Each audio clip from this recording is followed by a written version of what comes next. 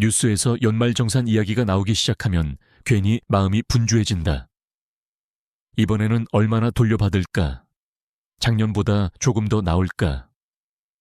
월급 명세서에 찍힐 13월의 월급을 상상하면서 말이다. 그런데 이상하다.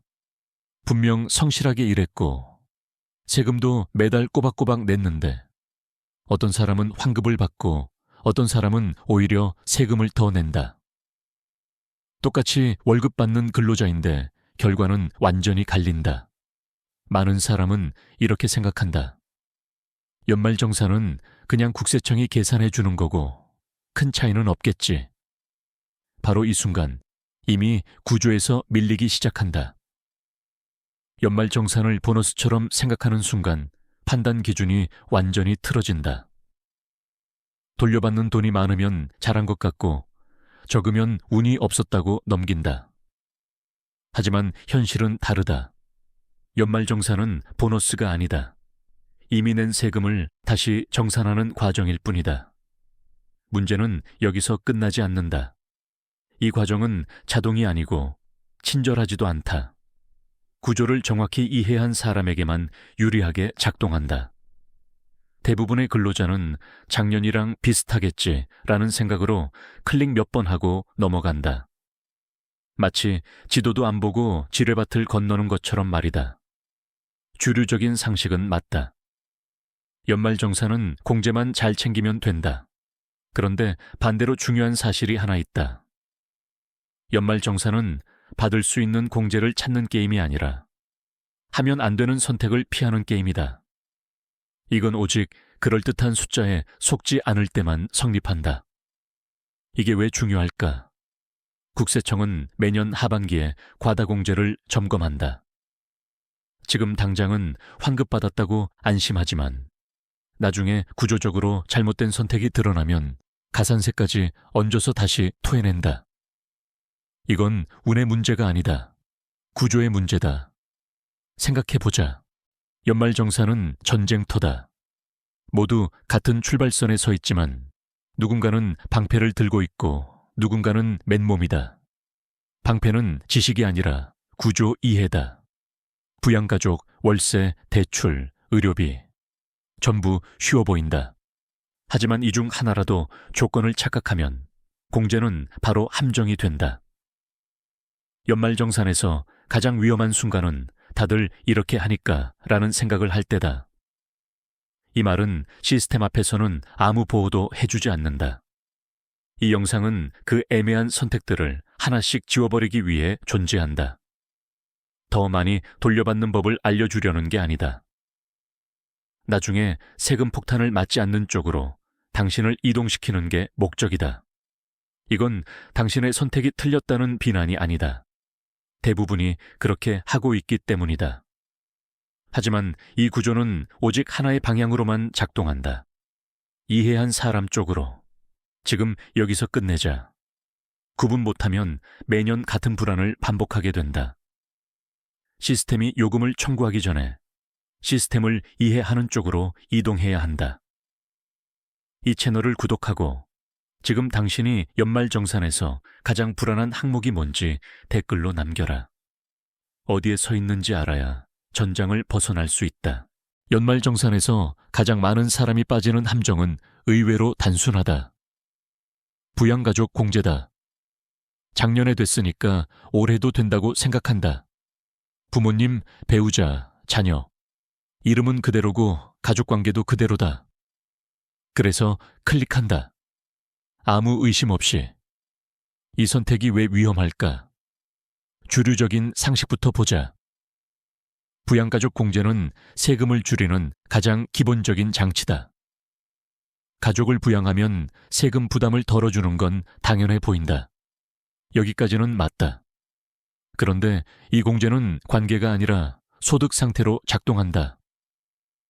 이걸 놓치는 순간 가장 흔한 오답이 된다.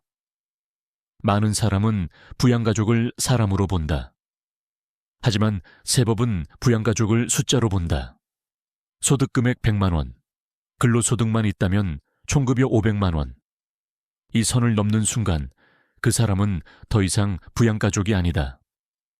감정도 사정도 고려되지 않는다. 예를 들어 배우자가 잠깐 일해서 소득이 생겼거나 부모님이 작은 땅을 팔아 양도소득이 발생했다면 끝이다. 그 정도는 괜찮겠지라는 생각이 바로 지뢰다. 이 공제는 오직 소득 기준을 넘지 않을 때만 유효하다. 이건 오직 그 기준을 정확히 확인했을 때만 사실이다.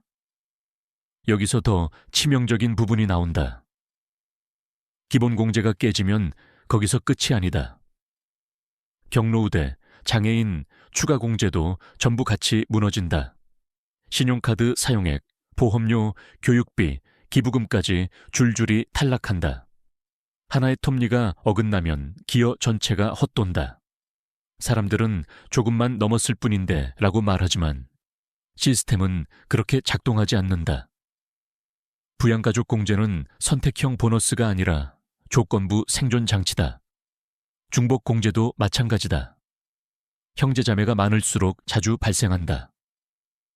아버지를 첫째도 둘째도 부양하고 있다고 느낀다. 현실에서는 맞다.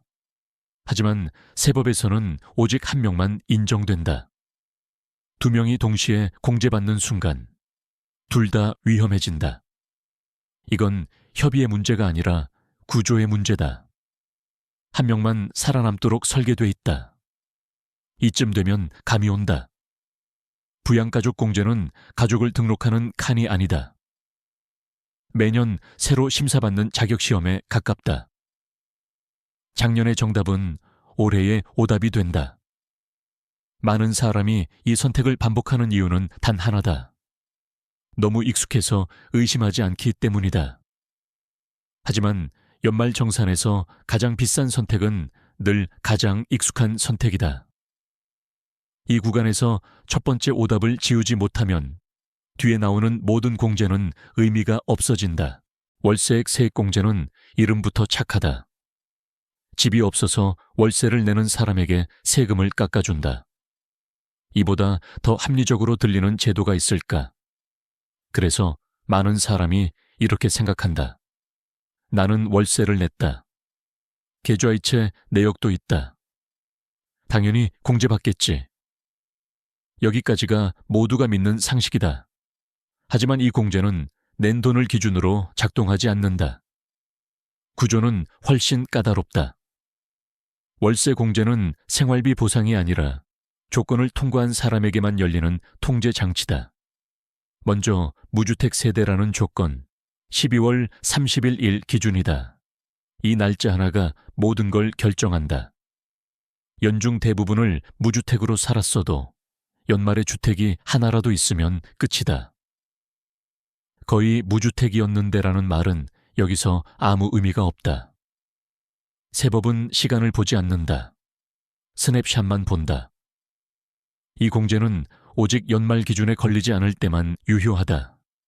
이건 오직 구조를 미리 알고 움직였을 때만 사실이다. 두 번째 함정은 주소다. 주민등록표상의 주소와 임대차 계약서상의 주소가 같아야 한다. 즉, 전입신고가 되어 있어야 한다. 많은 사람이 이걸 행정 절차 정도로 가볍게 본다. 하지만 이건 입장권이다. 전입신고가 안 된 월세는 세법상 존재하지 않는다.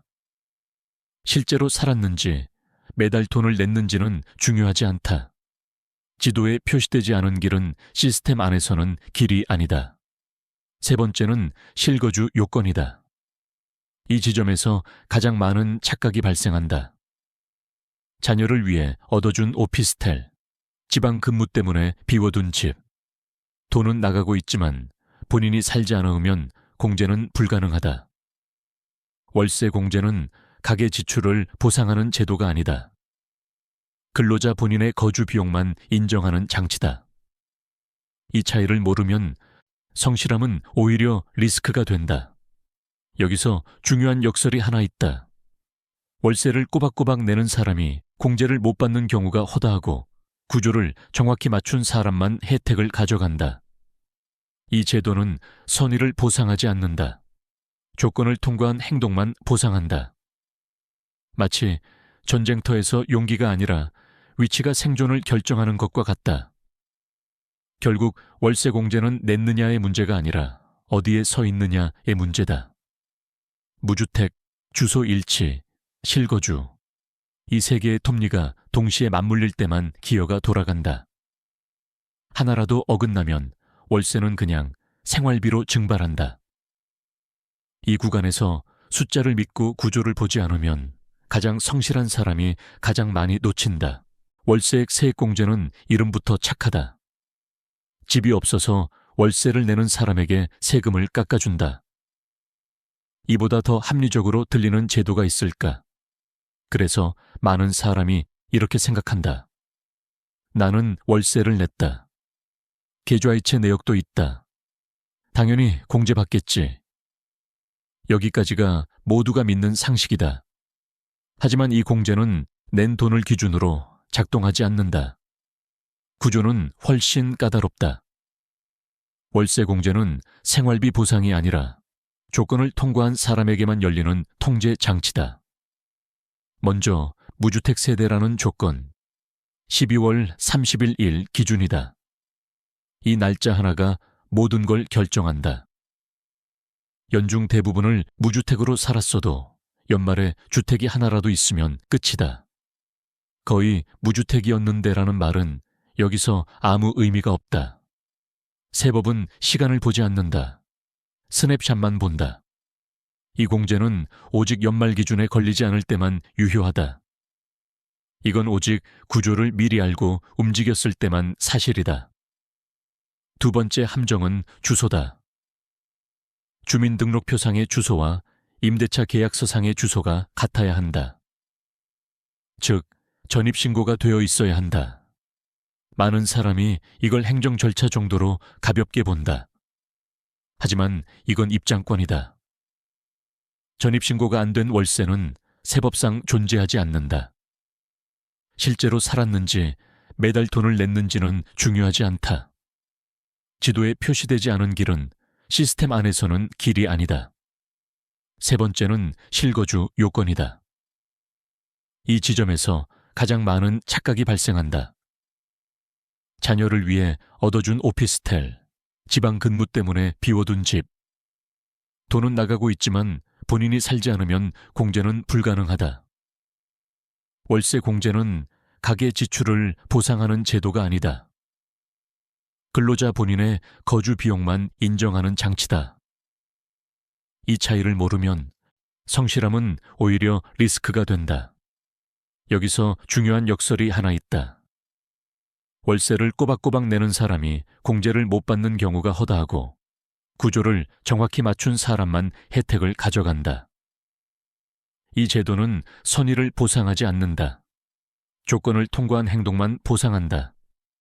마치 전쟁터에서 용기가 아니라 위치가 생존을 결정하는 것과 같다. 결국 월세 공제는 냈느냐의 문제가 아니라 어디에 서 있느냐의 문제다. 무주택, 주소 일치, 실거주. 이 세 개의 톱니가 동시에 맞물릴 때만 기어가 돌아간다. 하나라도 어긋나면 월세는 그냥 생활비로 증발한다. 이 구간에서 숫자를 믿고 구조를 보지 않으면 가장 성실한 사람이 가장 많이 놓친다. 의료비, 세액공제는 많은 사람이 가장 억울해하는 구간이다. 아프면 병원 가고 돈 썼는데 왜 다 안 되느냐는 생각이 든다. 주류적인 상식은 간단하다. 의료비는 공제된다. 그래서 영수증을 모은다. 병원비, 약값, 검사비. 하지만 이 공제는 쓴 돈이 아니라 최종적으로 내가 부담한 돈만 남긴다. 이 차이를 이해하지 못하면 숫자에 속게 된다. 가장 흔한 함정이 실손 의료보험이다. 병원비를 내고 보험금을 돌려받았다면 그 환급금만큼은 공제 대상에서 빠진다. 예를 들어 200만 원을 썼고 보험금으로 150만 원을 받았다면 공제 대상은 50만 원이다. 많은 사람은 병원비 전액을 넣어버린다. 당장은 넘어간다. 하지만 나중에 구조가 맞지 않으면 바로 걸린다. 이 공제는 오직 실제 부담액일 때만 유효하다. 이건 오직 보험금과 분리해서 계산했을 때만 사실이다. 또 하나의 숫자 착각은 사후 환급금이다. 본인 부담 상한제 같은 제도로 나중에 돌려받는 돈이 있다. 이 돈도 공제 대상에서 제외해야 한다. 많은 사람이 이렇게 말한다. 그땐 몰랐어요. 시스템은 몰랐다는 말을 기록하지 않는다. 다만 다행인 점이 하나 있다. 이런 사후 환급으로 인한 수정신고에는 가산세가 붙지 않는다. 이건 위로가 아니다. 경고다. 애초에 구조를 알고 계산하라는 신호다. 의료비 공제는 감정적으로 접근하면 반드시 틀린다. 아픈 건 억울하지만 세법은 감정을 보상하지 않는다. 전부 숫자로 정리한다. 보험으로 메워진 부분, 제도로 돌려받은 부분, 전부 제거하고 남은 것만 인정한다. 이 구조는 마치 전장에서 피해를 입었어도 실제로 잃은 장비만 보상받는 것과 같다. 소음과 혼란은 기록되지 않는다. 여기서 중요한 반전이 나온다. 의료비 공제는 가장 많이 쓴 사람이 아니라 가장 정확히 계산한 사람이 가져간다. 병원에 자주 갔다고 유리해지는 구조가 아니다. 숫자를 정확히 분해할 수 있을 때만 작동한다. 이 구간에서 감정과 구조를 분리하지 못하면 억울함만 남는다. 그리고 억울함은 세금을 줄여주지 않는다. 여기까지 오면 하나의 패턴이 보이기 시작한다. 연말 정산에서 갈리는 건 성실함이 아니다. 정보량도 아니다. 구조를 어떻게 이해했느냐다. 부양가족, 월세, 대출, 의료비. 전부 다 다른 항목처럼 보이지만 같은 규칙으로 움직인다. 주류적인 상식은 해당되면 받는다지만 실제 시스템은 반대로 설계돼 있다. 조건을 정확히 맞춘 경우만 통과시키고 나머지는 조용히 탈락시킨다. 그래서 마지막으로 남겨야 할 건 항목 정리가 아니라 원칙이다. 첫 번째 원칙은 이거다. 연말정산은 자동화된 서비스가 아니라 매년 새로 심사받는 자격시험이다. 작년의 정답은 올해의 정답이 아니다. 가족의 소득, 주택 보유 상태, 세대 구성, 보험금 수령 여부. 이 중 하나라도 바뀌면 결과는 완전히 달라진다. 이건 오직 매년 처음부터 다시 본다는 전제일 때만 안전하다. 지도는 매년 다시 그려야 한다. 어제 안전했던 길이 오늘도 안전하다는 보장은 없다. 두 번째 원칙은 숫자를 믿지 말고 구조를 보라는 것이다.